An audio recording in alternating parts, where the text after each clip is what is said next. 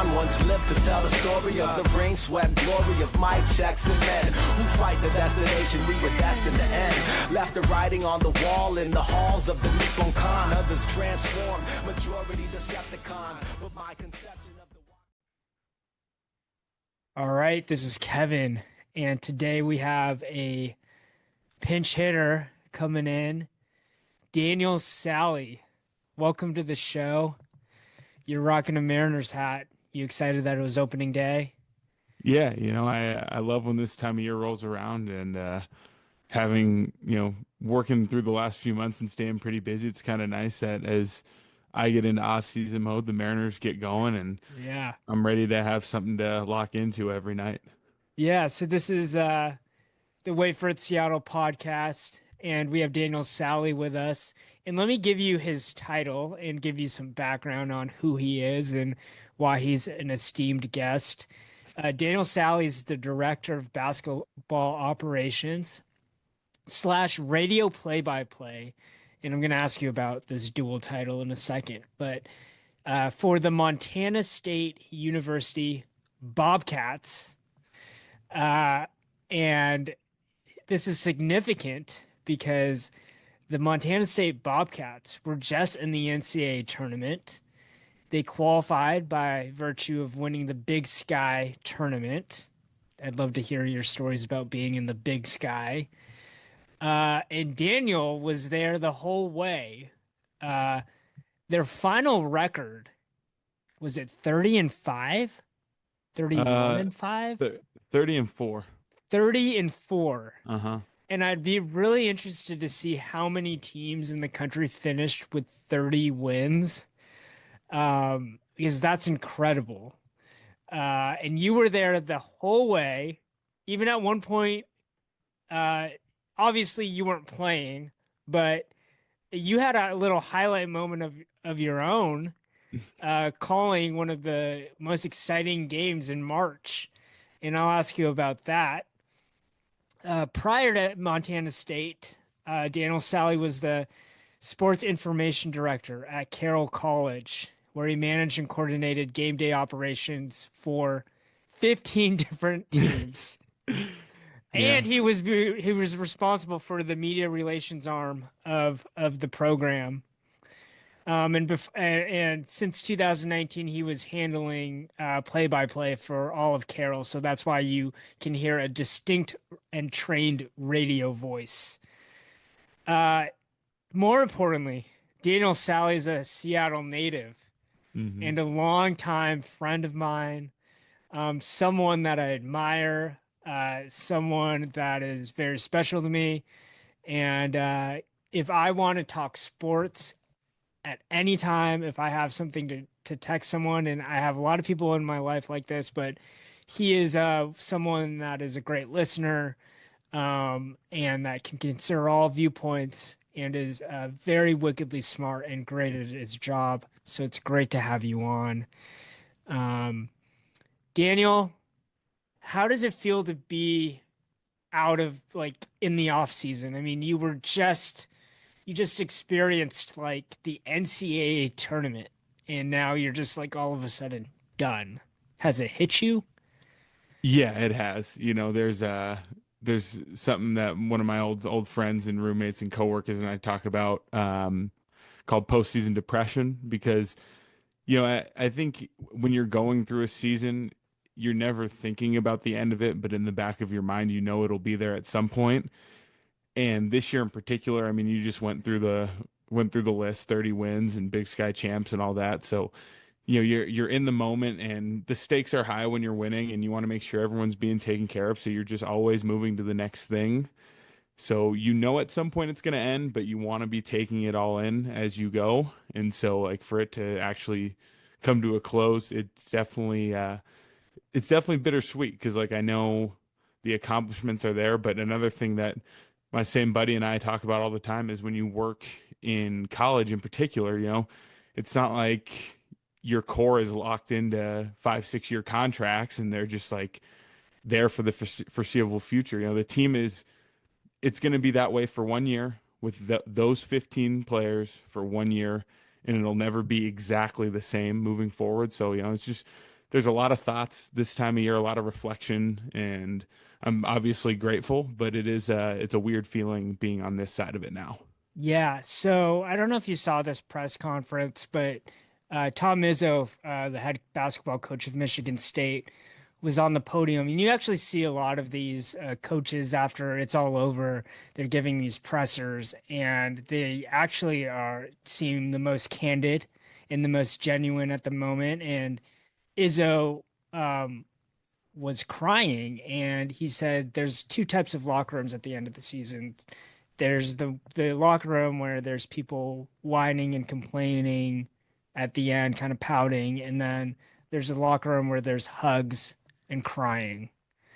Um, and uh, I'm interested in your perspective because the director of basketball operations, for people that don't know, this is a person that's kind of doing all this behind the scenes work, everything short, and even some end up coaching, but everything short of coaching, like you're keeping the coaches on track, right? Hmm. You're keeping the entire organization, kind of the engine moving, travel, um, all the game day coordination that's needed. You're in charge of that, and you have insight into, you're part of the, you're part of the team. And so, how was that at the end of the season, when you're in the tournament, all these highs, and then it's just done, and you come to the realization that, like, oh, this is it for all of us. It's like graduating, right? Like, this is the last time you're going to be with these people in this moment in time. Yeah, we had a very special senior class, so that was definitely something I thought about a lot as that second half unfolded. So we played out at Ohio State and actually had a lead about 5 minute mark of the second quarter, and then they went on a run, and it lasted the last 5 minutes of the first half and extended about the first 5 minutes of the second half, and all of a sudden you look up and it's a 20-point game. It's like, well, all right. So, you kind of start to feel it. And the thing that I got to benefit from was having a full post game show to sit there and unpack it and talk through everything, talk about the seniors, talk about the year, talk about, my point of view on everything, and just kind of, express gratitude and, really kind of work through all the thoughts I was having in my head for the end of a season and just say it to whoever was willing to listen at that point. I don't really know as far as after the game goes. I think a lot of people stay and listen until they hear from the coach and then probably get on with their day. But I definitely wanted to make sure that for whoever was still tuning into that, I wanted to be able to, at least try and do my best to kind of put a bow on everything, because especially with the type of season it was, like, I wanted to make sure that, it wasn't just me being disappointed after a loss. It was me acknowledging everything that was accomplished, how hard it is to do that, and all the work that went into it. So that was pretty cool to be able to, my post game show actually it's really long. I have 4 post game commercial breaks to get through. So like there's a lot of time for me to get in there and talk Yeah. and say my piece. So on a for the last game of the season, definitely went a little longer than normal, but it's like it was good to be able to just kind of unpack all that. Well, yeah, you're also in the NCAA tournament, right? So soak it up. I mean, there's a lot of excitement that comes with that, and a lot of accomplishment that needs to be recognized and acknowledged. I want to ask you a bit before that, because Montana State's just, cruising through the season. I texted you at one point when I realized you had only 3 losses, and it was like January at that point, or February. Um, and I was like, this is amazing. You guys are doing incredible. But you kept it pretty level-headed. You're like, this is a long season, right? And we Hmm. get to the Big Sky tournament, you make the championship game, and it's coming down to the final moments, and the team's losing. And after such a great season, the season could have ended right there, right? Because I mean, correct me if I'm wrong, but I think the Big Sky was a one bid conference, right? Yes. So, Yeah. whoever wins the tournament is in, and whoever loses is out. And y'all were in the danger zone at like in the final 2 minutes. Now, you might remember the score, and you probably do. But it was getting down to crunch time. Did the season flash before your eyes, or did you even have time to like even think at that point?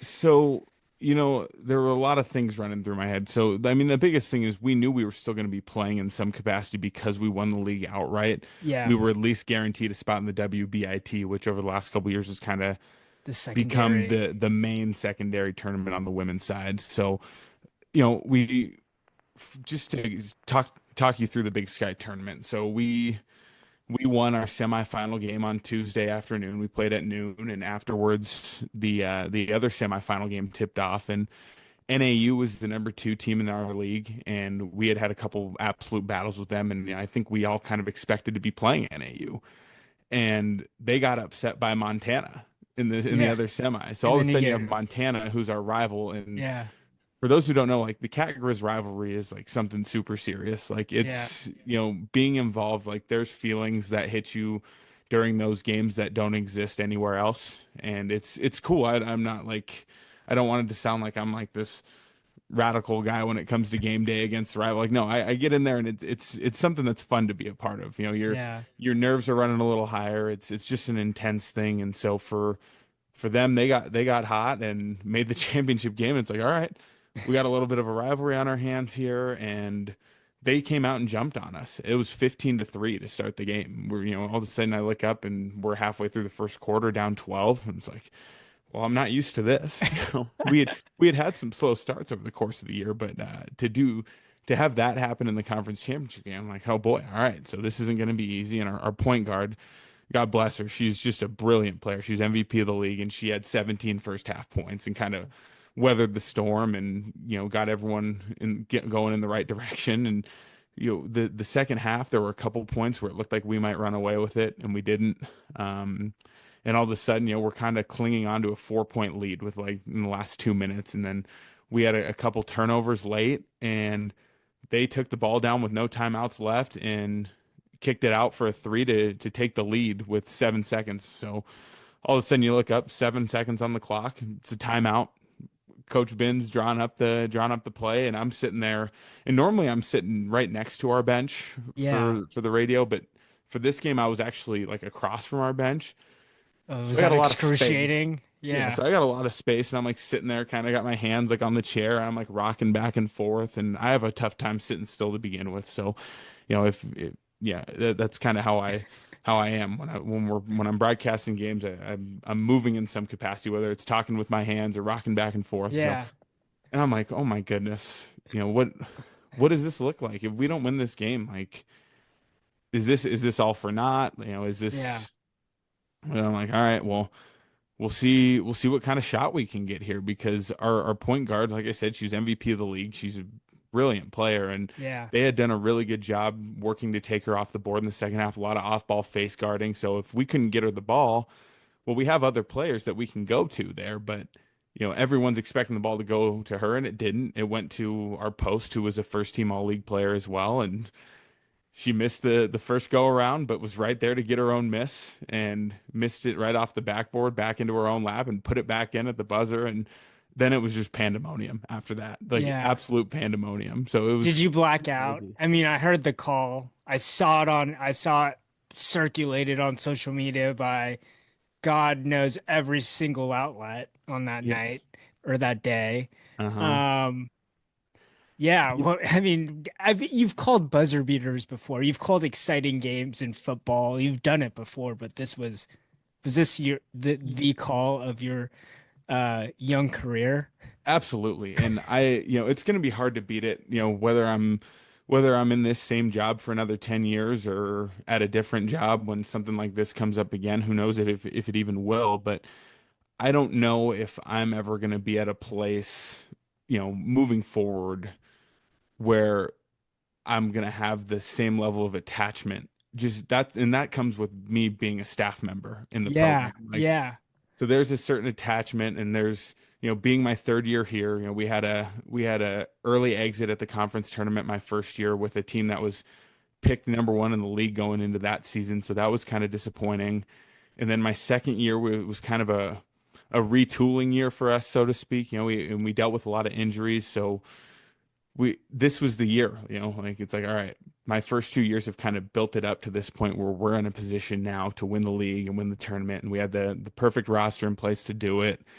and seniors who decided to take an extra year eligibility and come back, a couple of transfer additions, some really good freshmen. Everything kind of fell right into place for us to have the team to accomplish all this. And we got a lot of great human beings on the team as well that I've gotten the chance to get to know over the last couple of years. So all of a sudden the game ends and it's like, man, I finally went to a commercial break after the final play, and I just sat there and lost it. Like, just like head into my hands, like tears out of my eyes. I mean, Yeah. it was just unbelievable because it's just a lot of hard work that you kind of get used to doing, but all of a sudden you look up and you see your coaching staff and your players out on the court. There's Yeah. confetti flying. They're playing "We Are the Champions," and it's like such a cliche song for that moment, Yeah. You but are then the you feel it. champions. Yeah. So then during the commercial break, I went out there and found our coaches and gave them hugs, and it was just a really special feeling. I Yeah. definitely wasn't sure how I was gonna expect it to feel. You play this day through in your head leading up to it, like, all right, we got a chance to do this, but then to have it happen and to have it happen the way that it happened, like that added so much more emotion to the moment with it coming right down to the wire like that. Yeah. Well, we'll link to the game-winning shot and call. I think in my head I'm like, follow your shot. Like, follow your shot, and if you're on defense, find your man and box out after they miss a shot, right? If you're the Grizzlies. But thank you for sharing. I mean, incredible season. Congrats to you and your team. Plenty to be proud of. I do want to broaden this discussion out because I feel like when you got this job a few years ago, um, women's basketball has just been on this ascent, like this climb into mainstream popularity, and it's something that we talk a lot about in this podcast. We've talked about the unrivaled league and the implications. We've talked about the WNBA. We've talked about several of the college stars. We've talked about UW women's basketball.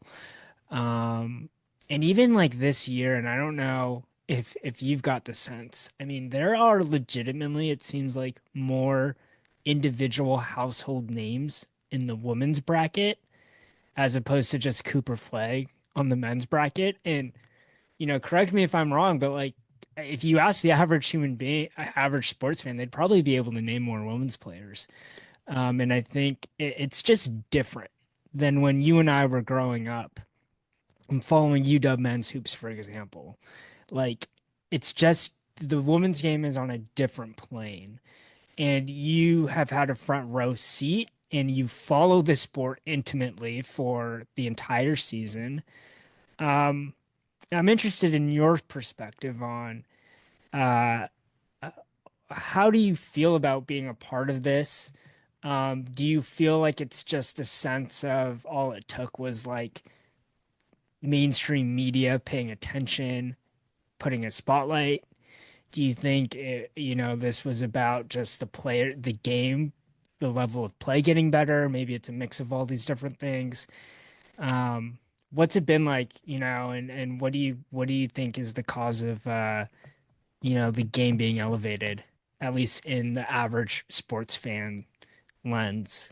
Well, I think the biggest thing is just like finding people that really care. I was when I worked at Carroll, that was where I really started to feel it because they had a very successful women's basketball program that I was covering, and I had people listening to my broadcasts and showing up to those games, and the community support was there, and it's the same at MSU. I part of the reason I love this job is because we pack it in. We were number one in the league in attendance, and getting a couple thousand people in the arena every night and going around the Big Sky. That's not the case, or hardly anywhere else really. Like Montana draws pretty good crowds, and Idaho State draws some pretty good crowds. But there's some arenas that we go to around the Big Sky that are empty, and it's fine. Some of them are in bigger cities where there's a lot going on. But I think on a national scale, the game is obviously taken off, and there's a lot more conversation around it. But there are just some players that are so undeniable, and that goes beyond just their talent on the floor.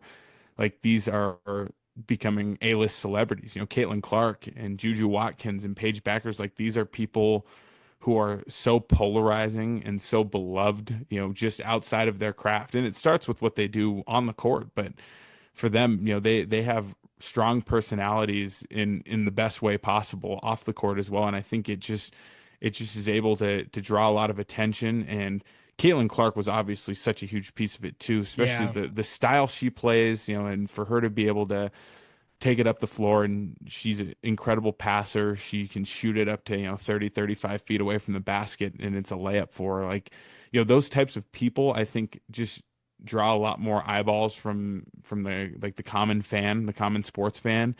And once you get in front of the screen, even if you're just starting out by tuning in to watch a player like Caitlin Clark, then you see everything else. Yeah. And you realize, wow, this is a really exciting brand of basketball. The Final Four the last couple years has been really good on the women's side. Just some really good games. And I was lucky enough my first year working at MSU, we all went down to the Final Four in Dallas, and that was the Iowa LSU national championship game. And that one Yeah. Two obviously big stars. garnered a Yeah. ton of attention Yeah. and for all kinds of conversation around that. But the semifinal game where Iowa knocked off South Carolina and Caitlin was just pulling from everywhere, like there have been like just some really signature moments, I think. And I think like in the world of sports, like the moments make everything. Yeah. Yeah. And I kind of agree. Like we're so drawn. I get drawn to dominance, right? Because it's something special to watch, which is why at some point you end up cheering for Tom Brady. I think the best example is Tiger Woods, right? Like for people of my age, like we grew up like knowing Tiger was the dude and that he could Hmm. always win a major, right? And it's like when you watch Caitlin Clark play basketball, like you want her to go off for 30, 40 points because it's exciting and you know she can do it and not many other people can do it, right? So it's just quite an amazing thing. I'm looking forward to the Final Four. It's gonna be a fun one. It's gonna be exciting, and it's you're starting to see storylines from year to year, and people are paying attention to these storylines, and it's exciting. And I was talking about it in the last podcast. Like I'm already scouting for the Storm. They have the second pick this year. I mean, there's been a lot of talent in the tournament, and I'm looking forward to seeing how it all ends, especially if like USC can pull it off without Juju. Um. Speaking of basketball, you had a little like postseason like vacation, Yep. which involved more travel. It's not like you travel enough. But I mean, is this where you spent your airline miles? Like, so tell me, what did you do?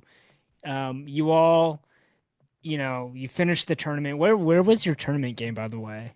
We played in Columbus. Okay, you were at Ohio State. Yeah.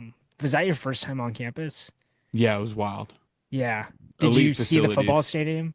Yeah, we drove by it. Okay. I Okay. didn't You get didn't in. go for a I tour. would Yeah, have that loved to wouldn't sneak over have. there, but there's not enough time in the day. Um, okay, so then you take some, did you fly back to Montana before going and traveling more? Okay. Yeah, And so then yeah.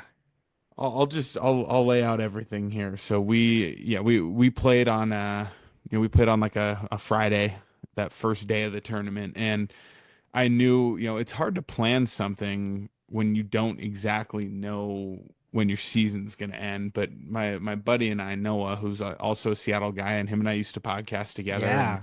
he's just him and I are both very big basketball fans, and we have kind of just thrown the idea around for a long time about doing some sort of NBA trip. And how can we make it work? What's a pocket of the country where we could go to, where we could hit a couple different spots? And so I hit him up a few months ago and was like, "Hey, one of my good friends who I used to work with in Bozeman, he works for the Milwaukee Bucks now as a front office intern, and so I wanted to go see him, and I wanted to try and work Milwaukee. And so I was looking at schedules, and I saw that there was a stretch where there was like a couple home Bucks games and a couple home Bulls games in the same week, and it would have been right after our season could potentially be ending. Yeah. I kind of going through the season, you start to develop some expectations, and my what I thought we would do was probably win the league, at least hopefully, and then go to the tournament and maybe win a game. If we win a couple games, great. It's all kind of depends on the seeding line and how that's going to go, especially being a mid-major team out of a one bid league. But Yeah. I knew that I would probably be able to make it work this week in particular if things kind of played out. I was ready if I needed to change schedules, whether it was because It's we were not going to like play in you've the done that WB. before, right? Yeah. Yeah, it's like maybe we're still playing in the WBIT if we don't make the NCAA tournament. Maybe Yeah. we're going to the Sweet 16 on a little Cinderella run. That'd be great too. These are good problems to have.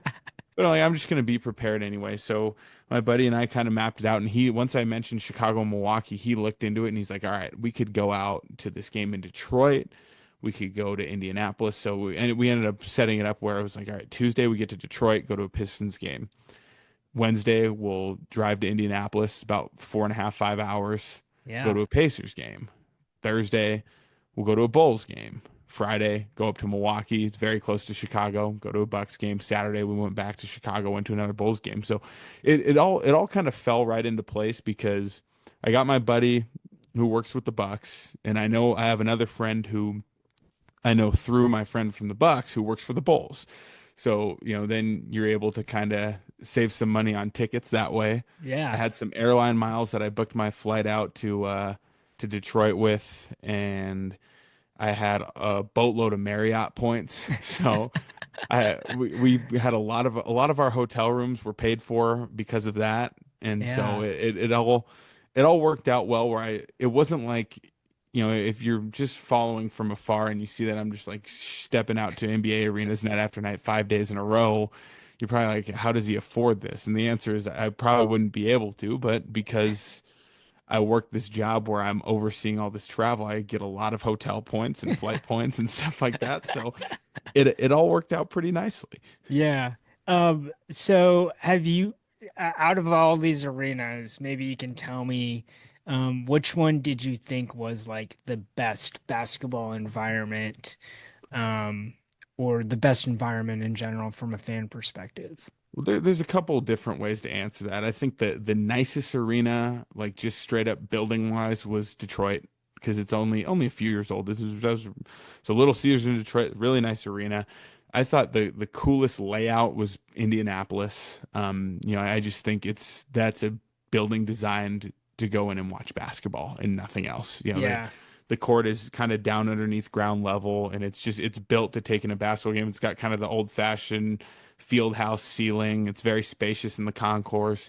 I thought the United Center was just like a very first class arena for an NBA team in Chicago. Like it's very well laid out as well. But I thought the fans in Milwaukee were great.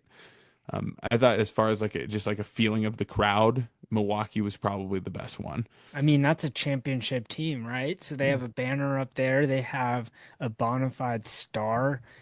Shout out to one of our listeners, Mikey Phillips. He adopted the Milwaukee Bucks after the Sonics left. By the way, did you adopt a basketball team after the Sonics left? Like, do you have like a default team?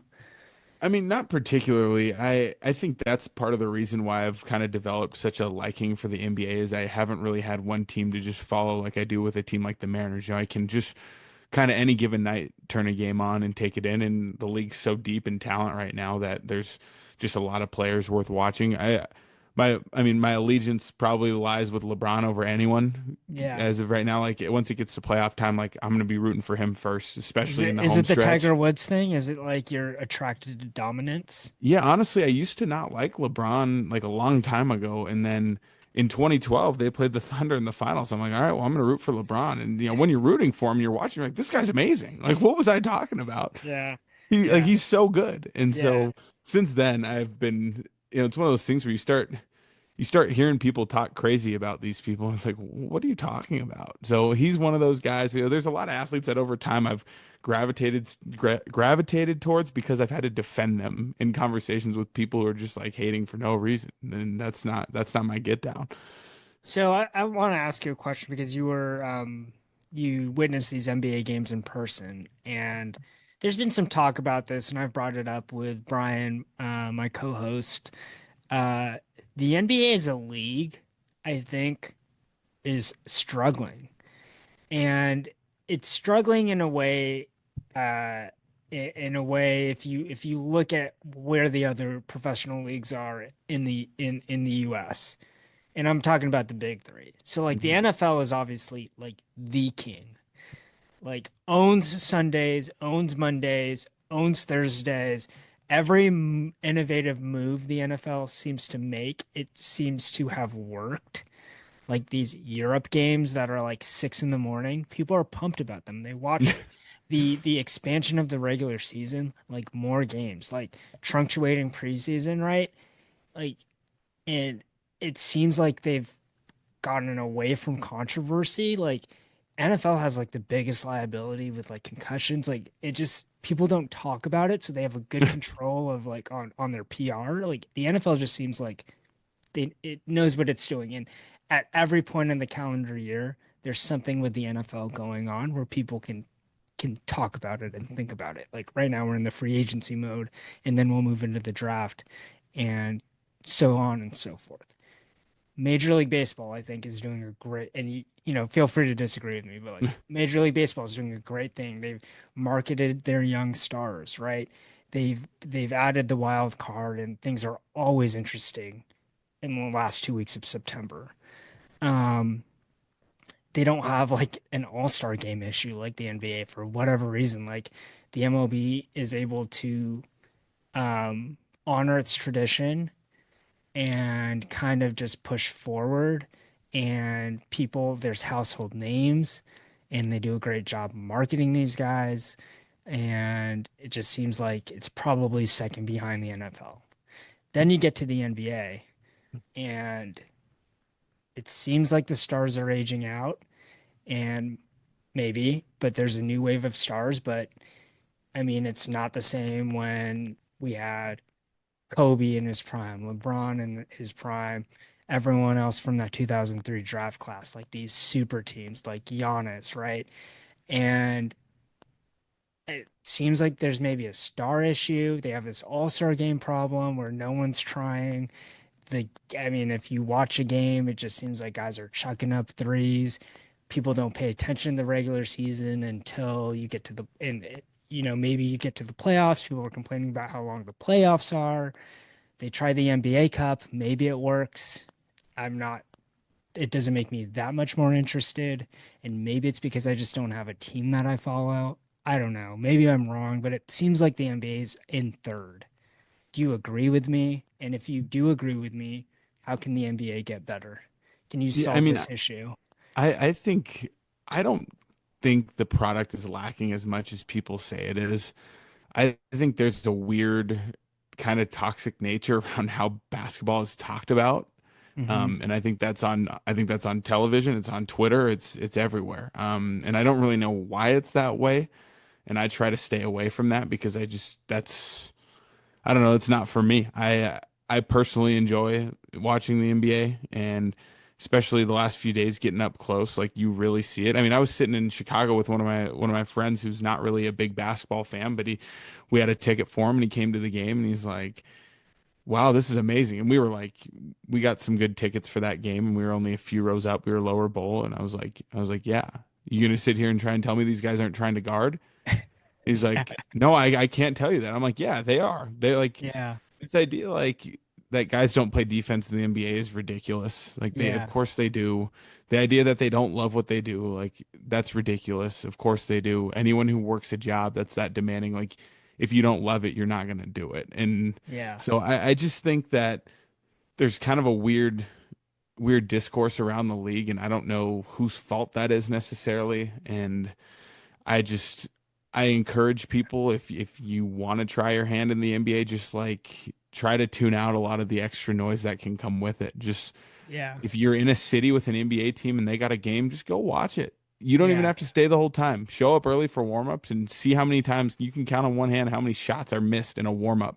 Like yeah, these guys are superheroes. Like they are amazing, amazing athletes. And I just to me something cool is happening in an NBA game every minute, every 30 seconds. Like I just yeah, think that it's so much better than people give it credit for. And I know that there's kind of questions around the future of the league because there's the Durant, LeBron, and Steph wave kind of trickling out. But you look around the league, like Cade Cunningham's having a great year. Shai Gilgeous-Alexander he's reached superstar status, like undeniably. He's going to win MVP of the league.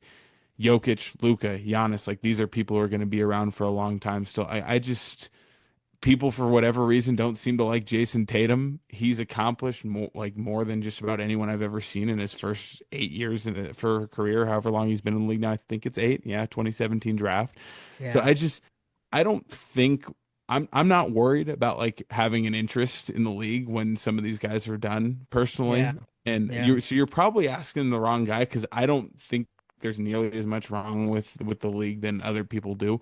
And I also just don't care about like the all like to me if they're sure there's an all-star game problem. I just don't think that matters. Yeah. And I don't think the baseball all-star game is as good as it used to be because they're not playing for home field advantage anymore. Yeah. And obviously nobody seems to mind that the Pro Bowl is turned into a Sucks. skills competition. Like these guys are just going there, they're going there to kick it. And of Yeah. course we'd love to see a competitive game. I don't want to sound like I don't want to see a competitive all-star game, but I also understand why we don't see a competitive game. And Yeah. if I'm gonna like the format they chose this year was super strange. And so like I hope they don't go back to that. But Yeah. I don't mind turning on like I'm not to me the NBA All-Star game's never been appointment television. But I don't mind turning it on and watching like, oh, well Dame and Steph just for 5 minutes took turns launching 40-footers and like they were making them and then they're throwing alley-oops from half court. Like it's cool stuff. Like Yeah. I don't feel like an all-star game problem is necessarily a real problem though. Yeah. And I Yeah. just Yeah. so Well, I don't know. we know what the real problem is, and the real problem is there's not a team in Seattle, right? Absolutely. And they keep on slow rolling us. If it's the mayor, if it's Adam Silver saying something really substantive and then walking it back 8 months later and just saying, I can't share details, right? Hmm. And it seems like people are in on a secret, and people have said it's the worst kept secret that the Sonics are coming back. But we will wait. We will wait, and maybe in 2028 we'll see the Sonics and the league will be fixed, and we'll be talking about different things, and maybe there's nothing to fix. Maybe we just need a team in Seattle, and I'll be dialed back in. I think that Um, would change it for a lot of people. yeah, Just having a team to go watch on a regular basis that yeah, definitely makes things easier. yep. So speaking of successful leagues, the Mariners began their season splitting a 4-game set with the Oakland Athletics. And so you're living in Montana, but would you say you're still in Mariners territory, or are people like kind of like who do people cheer for I'm in not sure many people in Montana? Montana really care about Watch baseball, if baseball. I'm being honest. Yeah. Like, you when I run into people who have a baseball fandom like I do, I enjoy it because there's not too many of them out here. But Yeah. there's also like they didn't even have high school baseball in Montana until like last year. That's So crazy. they have, they'd have like Legion ball teams in each town and like the Legion summer like playoffs. That stuff was a big deal, but there's just not a huge baseball presence out Culture. here. Yeah. You're gonna have Yankee fans and Red Sox fans everywhere. So there's some of those. You have some Mariners fans, then you have like, Minnesota Twins, different teams like that are maybe somewhere in the Midwest or Colorado Rockies. And you see it. I mean, it's the same in Montana across all professional sports because you don't have those teams anywhere locally. So it's usually a pretty mixed bag. But when I rub elbows with some baseball fans out here, I enjoy being able to talk to them about it because it's not something I get to share with people very often. Are you hardcore? Do you watch every game when you can? Yeah, Or okay. And so did you watch any of these 4 games? I watched opening day. I was able to watch a little bit, just kind of on my phone. Yeah. Because after I was that was the night I went to the, let's see, Thursday. That would have been the Bulls Lakers game where Giddy had the half court shot at the buzzer. Yeah. So I was there, and after the game was hanging out with some of my buddies that I was with over there, and just like was kind of watching on my phone and didn't really get to see any of the exciting stuff live. But it's hard. I didn't get to watch much of Did anything you this buy weekend, the honestly. 1999 streaming package? No, Did because you I hear have about Fubo. this? I Oh, you did have hear about it, Fubo. but I have Yeah. Fubo, so I like Yeah. it's like if I switch to the 1999 streaming package, that'd be great. But then I need something for everything else, and I already have Fubo. It works for me. I know Yeah. how to operate on it. And it's like, well, Yeah. if I get something cheaper than Fubo, but then I'm also spending the $20 on the streaming package, what does that look like? Am I kind of like it's not? It didn't seem worth it to me to change anything, I guess. Okay, so let me ask you uh, at least one question about the Mariners. Um, what are your expectations for this year? In the most like, put on your like your objective lens. Like, is it seen as is it disappointing if they? I mean, obviously it's disappointing if they make the playoffs, but if they miss the playoffs, if they miss the playoffs, um. is the fault is it like do you just point at ownership right away and just say they should have spent more money on the off season, or are you more in the camp like, well, there's really nothing that would have made sense in the off season. They did what they could, but like basically you're taking Dipoto for his kind of like what he said at face value. Like he did his best. Even if the Mariners had more money, they wouldn't have been in the running for any of these big guys that signed elsewhere. Like, where are you on the spectrum of fans? Well, my expectations for the season aren't very high, if I'm being completely Yeah, honest. And yeah. I think the biggest thing, if we don't make the playoffs again for a third straight year, is that we did make the playoffs in 2022, and if we go 3 straight years in a row, that's not just a problem where we didn't spend in one off season. That's 3 years where we had established a core of your Castillo, Julio, Gilbert, Kirby, whoever else you want, Raleigh, and whoever else you want to throw in that group. That the core's been in place there, and we have had no success on any avenue, like trying to complete the rest of the puzzle. Whether that's guys who have come up from the minors the last couple of years, guys we've tried in free agency, or guys we've acquired via trade. And so that's the issue to me is that we had this core in place that was really young. We made the playoffs. We won a wild card series in a very exciting fashion, so that was all great. But nothing has really gotten better grand scheme. And I just my concern for this year is that like obviously the offense is gonna raise some questions. And maybe the stars align where Garver's playing at his best and Randy Arozarena is playing at his best and Victor Robles is playing like there's a world where this is a team that could come out here and win a lot more games than expectations showed, if the pieces fall into place the right way. But I'm not banking on that. And I also, how long can we just ride out the starting rotation? Like, I Someone's don't know. arm's gonna fall. I mean, we're already starting the season without Kirby, right? So like, Yeah. there's gonna be a point where, um, we can't just bank on the rotation just carrying the team, right? Like, and I think the other thing is like the lineup doesn't need to be the best in baseball. It needs to be like top. It needs to be average, and it Yeah. wasn't average Even last top season. 20. Yeah, Like yeah, yep, top 2/3. We're not even talking top five here. yeah, Just good enough. yep, yep. Great. Well, we've covered Montana State. We've covered the NBA. We've covered Seattle Mariners baseball. Let's bring it to the end here and do a little top five. And you might be familiar with the format, but we'll ask each other top five inspired question. Uh, do you want to go first? I can ask you. I got something teed up here.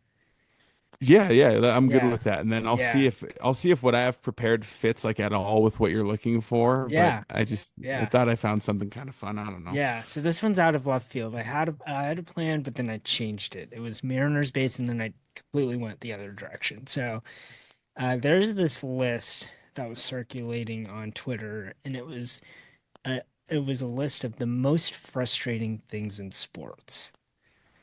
And so it was different sports and like the most frustrating things that happen, and it could be like from watching it, right? Like basically from watching a game and supporting your team. So I'll just give you one example, and then I want you to try to come up with the five other one. They're the four, at least four other ones. Um, so a false start on third and fourth down. right? Like that's an example. Like, Mhm. oh my God, like we're like 3rd and 1, guy jumps off sides, and the Huskies did this repeatedly last fall. And then now you're in 3rd and 5, and you're like, shoot. Like it just changes the play. It's frustrating. It's totally preventable usually. But like, can you come up with like the 5 other things? I'll give you the sports. It would be basketball, baseball, some football. Well, I think the first one that comes to mind, which is a no-brainer, and I'm going to preface this by saying the best thing about working in women's basketball is that I don't have to worry about this ever happening, Yeah. is missing the front end of a 1-and-1. I Ah, think that's the first one immediately as soon as you got down to like front end of a 1-and-1. yeah. That's the one So right there. I'll give you 3 strikes. I will give you that. One of them is missing both free throws. Missing a one, the front end of 1-on-1. You miss both free throws, right? Yeah. Because you don't get the second shot. So yeah, that's excruciating. Yeah. I think the next one off the top of my head would be inning-ending double play. Ooh, that's not on there, but I agree. Like That's Mariners I think that's just PTSD us, creeping right? in. Like Yeah. yeah. Let's see. Um, I there's more basketball ones, There's man. more basketball ones. All right. Ooh, maybe maybe taking a shot clock violation. I know that drives me insane when my No, team does it. okay, no. But let me give you the other basketball ones.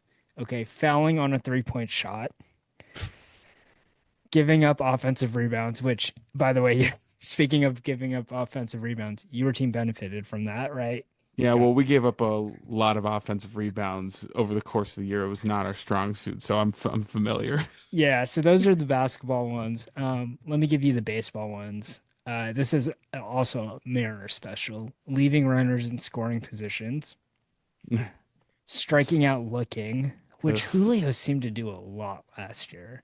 Yeah. Um, this one I don't agree with. Swinging and hitting a pop-up with a 3-0 count.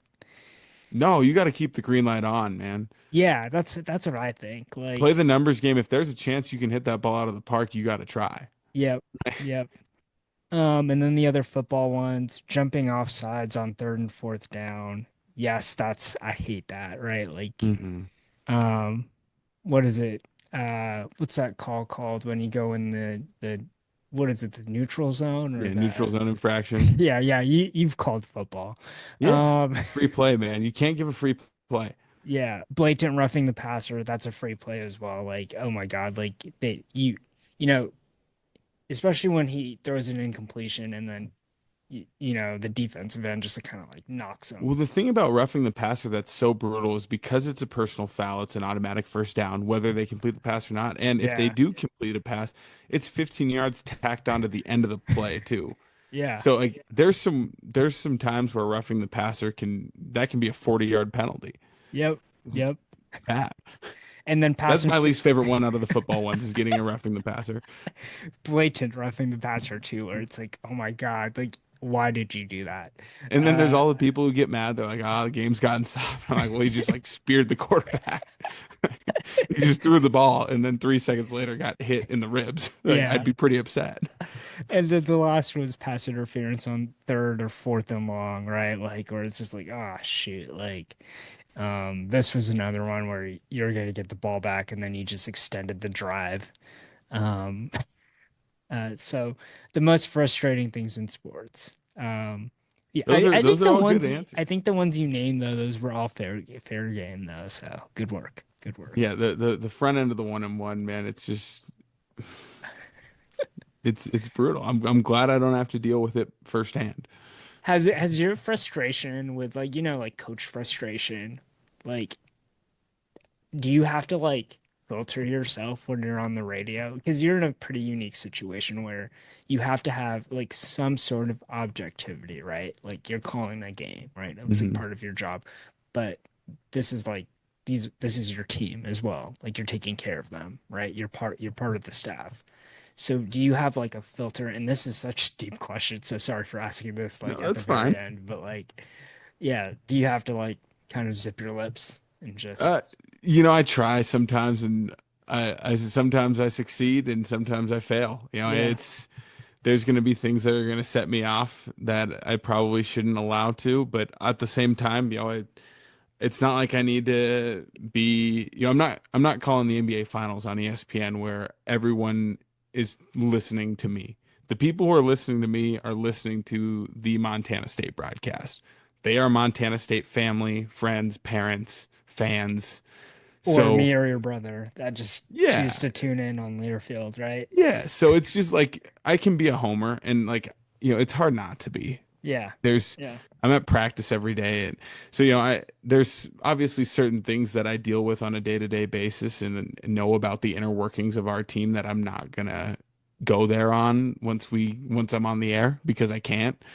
But like there are definitely things like I got to make sure that I'm not just like throwing out terminology for what we call certain things. I got Mm. to remember like, all right, the play we just ran, the certain cut or whatever, like I'm gonna call it a more generic basketball term than as opposed to like what our play call is for Yep. something. And Yep. the nice thing about play by play is like you have to be locked in on the ball. So I like in real time, unless I'm sitting higher up somewhere, like I get lost in what we're actually doing unless I'm actually looking for something specifically. So Yeah. it's not.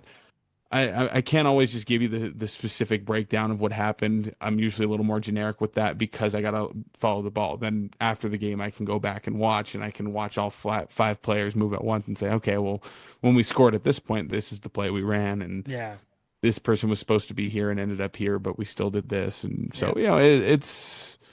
it's definitely hard. There's a much higher emotional investment than I would have expected to come with it. And it's something that I'm constantly working to be better on. That's for Yeah. sure. So And I thought this yeah. year I was, but it was also easier this year because we kept winning. So I wasn't as upset about things. Yeah, it's like the beat writer that covers the team, right? Like their best life is when the team is winning, right? Like every game, every story is a feel good story, right? So good stuff, good stuff. So what do you have for me? All right. So this is where I landed. And the number ends up being 5 here, so it kind of Oh, that's works out well, perfect. but it's having to do with the NCAA tournament and you know, having the results that we had the last 2 days of the Elite Eight, we're getting all number one seeds in the Final Four. So you probably remember this, but the last time that happened was 2008. Yeah. Um, so what I wanted to see if you could pull off here is, I mean, the four teams in that Final Four is UCLA, North Carolina, Memphis, and Kansas. It was Derrick Rose versus Mario Chalmers in the national championship. It was a great tournament. That was the year Steph Curry went off. Like that was a great tournament. So I'm Yeah. like, I've been feeling a lot of nostalgia about that, and so I wanted to see if you could name me the five consensus first team All Americans from that year, from Oh, 2008. okay. And so I just told you the Final Four teams. Yeah. Three of those teams are represented. That's a hint for you. Three of those teams are represented. Okay, so you said UCLA, Uh-huh. Russell Westbrook. No. Okay. Close. You're on the right era. Uh, is there a UCLA player on this team? There is, yes. Yeah. All the one Final Four Kevin team. Love. Yes, Kevin Love is correct. The one Final Four team not represented on here is Kansas. Kansas didn't have anyone on there. Okay, so It was North Carolina, UCLA, Memphis, and Kansas are the four teams. Tyler Hansborough. Yes, correct. Let's go. That's two. I get so I get one strike. I get two strikes. So I've hit two. Okay, so Kansas. I Let me don't give think. you one more hint to make this a little Yeah, easier too. The yeah. Memphis player is not who you would think it would be. Is it Chris Douglas Roberts? It is Chris Douglas Let's Roberts. go. Nicely done. See, there you go. Yeah, people would think Derrick Rose, but CDR was really good. He was so Um, good. they had a great dribble handoff offense. If you want to learn about dribble handoff, um, God, how did I get Chris Douglas Roberts? So I got three. Um, okay, Kansas. It's not Chalmers. I don't think No, it's. Kansas didn't have a guy. No So they didn't Kansas. have a dude. So did I hit three? Who was You the got four? three. UCLA, Kevin Love, North Carolina, Hansbrough, Memphis, CDR. So out of the last two, so that year's freshman class was insane with Kevin Love and Derrick Rose. But the guy who's left on this All-American team who was a freshman that year, one of John these, Wall. nope, No, you're a no, little no, no. early. This is the guy who I thought was the best out of all these guys, and he definitely did not have the best NBA career, but he was elite. Just give me the team. I'm not going to get the player. Well, I said it's not from Kansas, but it's very close by. It's not from Kansas. Maybe even in the same state. Kansas State. Oh, Michael Beasley. Uh-huh. That was pretty good. And the last Is he guy was still in the league? no, he's not in the league anymore. Yeah. The last guy has had a long NBA career. He might be done now, but he has had a long NBA career, and he was a college teammate of Kevin Durant. Oh, Avery Bradley? Nope, still a little early there. A little bit before him, before his time. Was he a guard? Yes, I'm not going to get it. Who is it? DJ Augustine. Oh.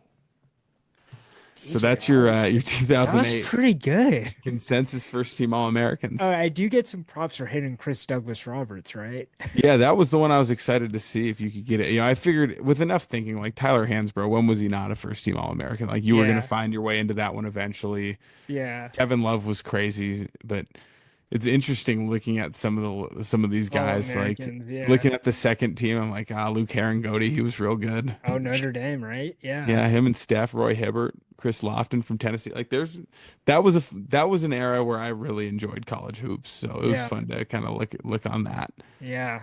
Well, that was good. I'm excited. Do you have predictions for the Final Four? Let's end on that.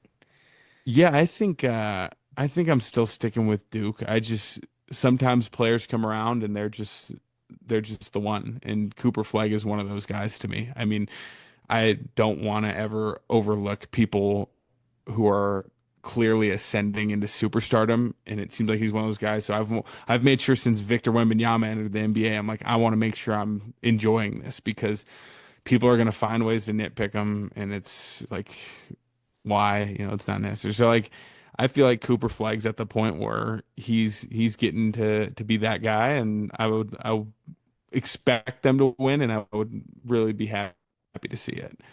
Are you allowed to give us women's predictions? Yeah, yeah. All right, I'm just not allowed to bet on any of this stuff. I hope not. You have UCLA, so like the bracket's kind of half made, right? Because there's going to be games tomorrow, but we have UCLA and South Carolina in the Final Four, and UCLA has been great all year. They have some great players. Betts is on the team. South Carolina, we all know about, it's just perennial powerhouse. They find themselves again in the Final Four. And then the two other Elite Eight games that have yet to be played, we have USC without Juju Watkins, who had an impressive win yesterday against Kansas State. And then you have UConn, which is another perennial powerhouse, and they obviously have the household name of Paige Beckers. The winner will play UCLA, so you could get potentially UCLA, USC, all Big Ten championship, Yeah. Final Four championship, semifinal, and then you get Texas and TCU. And if you're a listener, you know Haley Van Lith is a was it Kashmir, Washington, Kashmir High School. She's with her third team in the NCAA tournament, and they'll be taking on Texas tomorrow, and the winner will play South Carolina. So I guess just tell me who's going to win the championship.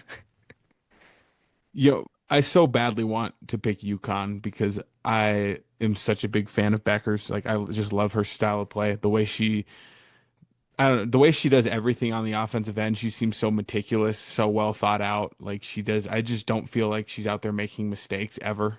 She's Yeah. just super, super smooth. But at the same time, there's a certain level of inevitability that feels like it's always there with South Carolina. So I feel like it's going to end up being South Carolina, and I might be wrong. I know UCLA's kind of been top dog for a lot of this season too, so they're legit. If Juju was still playing, I'd pick USC because I just have a firm belief in her and how valuable it is to have like the star of the game on your team, especially with the other pieces they have. But with the circumstances, my pick right now is going to be South Carolina. I also want to mention that TCU's head coach Mark Campbell, he was coaching in the Big Sky 2 years ago. My first year, he was at Sacramento State, and we were going toe to toe with them in like Is this the very big games. Kalen DeBoer of women's college basketball, like just making the jump? Like, I mean, not really, because he was at I mean, he was a top assistant at Oregon. Like got it. he was the Yeah. one recruiting like Sabrina Ionescu and stuff like Yeah. that. So like that was his first shot as a head coach, and then TCU was really down when he took that job. They were like last in the Big 12. I think they maybe won 1 or 2 games in league play the year before he took over, and now he's